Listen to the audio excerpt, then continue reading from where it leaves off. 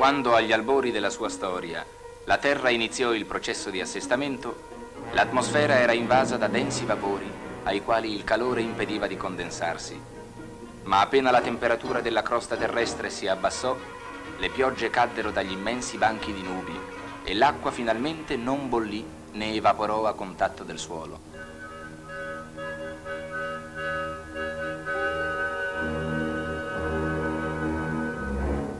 Ne scaturì il più grande diluvio di tutti i tempi e nelle grandiose depressioni create dai travagli passati si formarono gli oceani.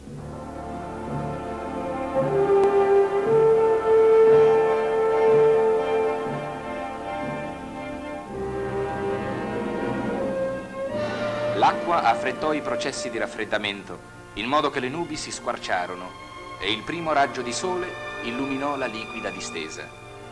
Furono appunto i mari a ricevere il divino tocco creativo e nel grembo delle onde tiepide e tranquille nacque la vita.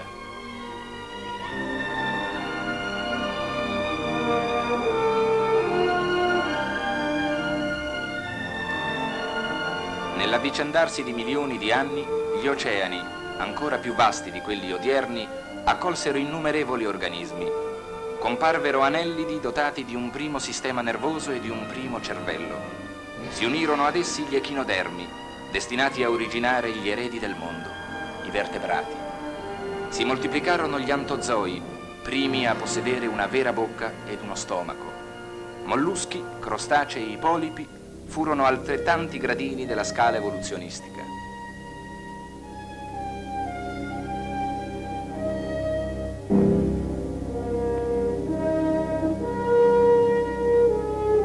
Finché con l'avvento dei pesci ossei, le immense schiere delle creature squamate popolarono i silenziosi abissi marini.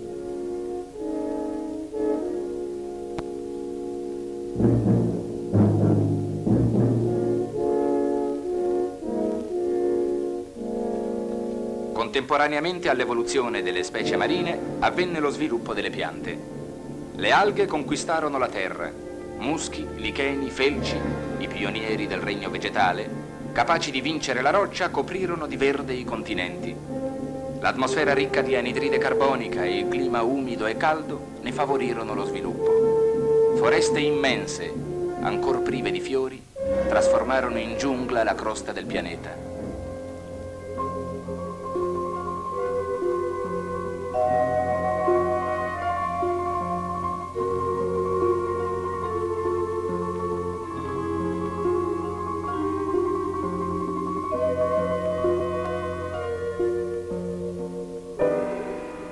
Anche gli animali uscirono dai mari e vissero nell'aria. I primi insetti strisciarono tra la vegetazione primordiale. Essi costituirono la classe più numerosa del regno animale e la più resistente all'attacco del tempo. Forse i primi ad assumere l'iniziativa furono artropodi, simili ai millepiedi o agli scorpioni. Miliardi comunque furono le specie di questi animali che si avvicendarono sulla Terra.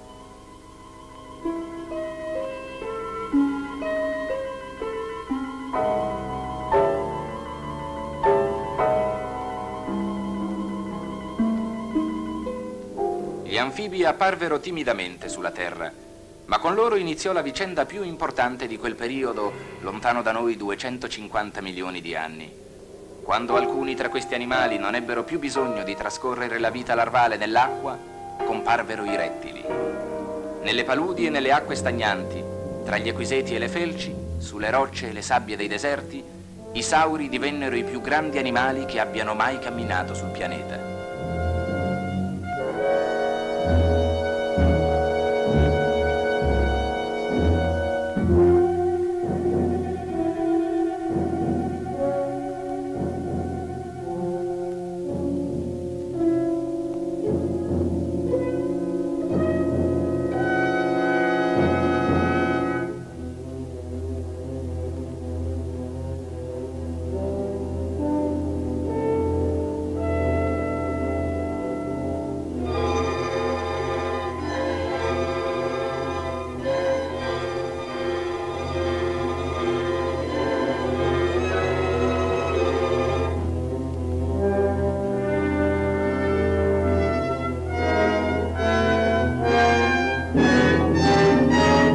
inesorabile legge naturale che va sotto il nome di senescenza razziale distrusse il regno dei giganti della terra. Ma prima che ciò avvenisse, la natura aggiunse la bellezza ai suoi desideri di perfezione.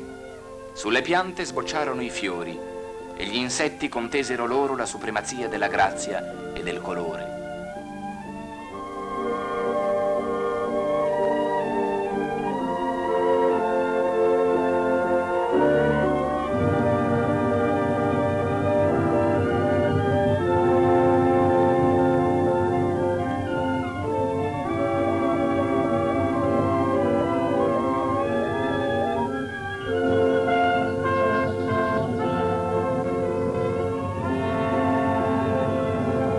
Al miracolo dei fiori si aggiunse quello della melodia. Tra i rami secolari echeggiò per la prima volta il canto.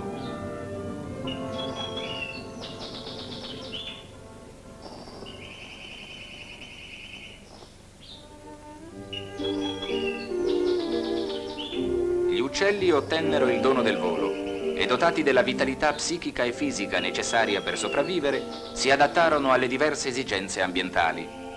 Il piumaggio si ornò d'ogni colore conosciuto, dalle are alle delicate colombe Vittoria, dagli straordinari becchi a scarpa, dalle upupe ai tucani, alle gru coronate, essi portarono gioia e grazia in ogni angolo della terra.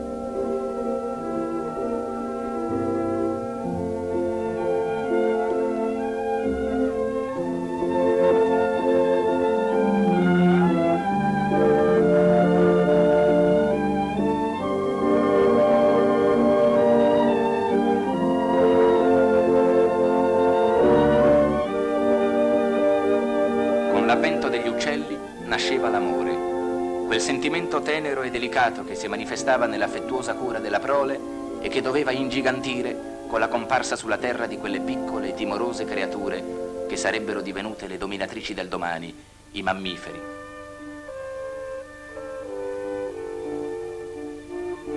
Questi minuscoli mangiatori di insetti, ormai liberi di abbandonare le abitudini arboricole che li avevano protetti dai rettili fino a quel momento, cercarono nuovi modi di vita.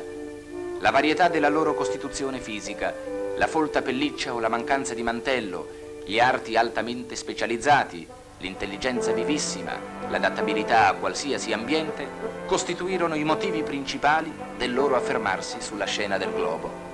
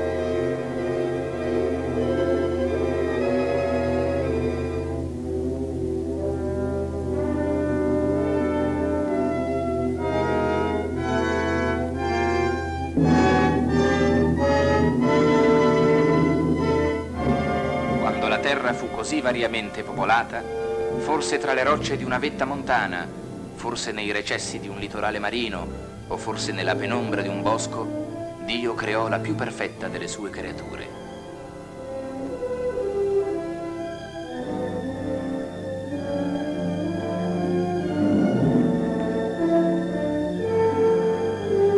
Al culmine del cammino della vita compariva l'attore principale della grande commedia biologica, l'uomo.